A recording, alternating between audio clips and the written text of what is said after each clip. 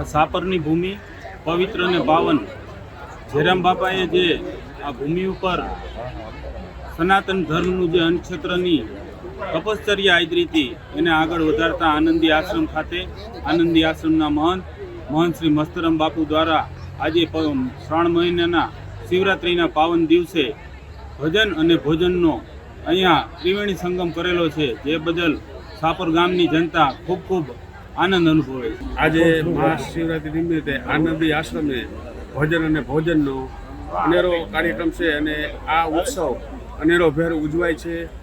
જય હર હર મહાદેવ. આજે મહાશિવરાત્રિ નિમિત્તે સાપર મુકામે આનંદી આશ્રમ આનંદી અન્નક્ષેત્ર જે મસ્તરામ બાપુ અહીંયા બહુ સારી રીતે ચલાવી રહ્યા છે અને છેલ્લા ઘણા વર્ષો ત્યાં અહીંયા મહાશિવરાત્રિનો પર્વ સારી રીતે મહોત્સવના રૂપમાં ઉજવવામાં આવે છે. આજે અહીંયા બપોરે ફરાળની વ્યવસ્થા છે, રાત્રે પ્રસાદની વ્યવસ્થા છે અને રાત્રે સંતવાણીના કાર્યક્રમની વ્યવસ્થા છે. આ અન્નક્ષેત્ર તરફથી રોજ સવારે 100 કિલો ગાયના ઘીનો શીરો બનાવી અને રાજકોટ જે જનાના હોસ્પિટલની અંદર પ્રસૂતા બહેનો હોય એને બાપુ ખુદ અહીંથી રથ લઈને અને એ શીરો દરેક બહેનોને આપવામાં આવે છે. સાથે સાથે ચા પણ લઈ જવામાં આવે છે, એ પણ ચા આપવામાં આવે છે.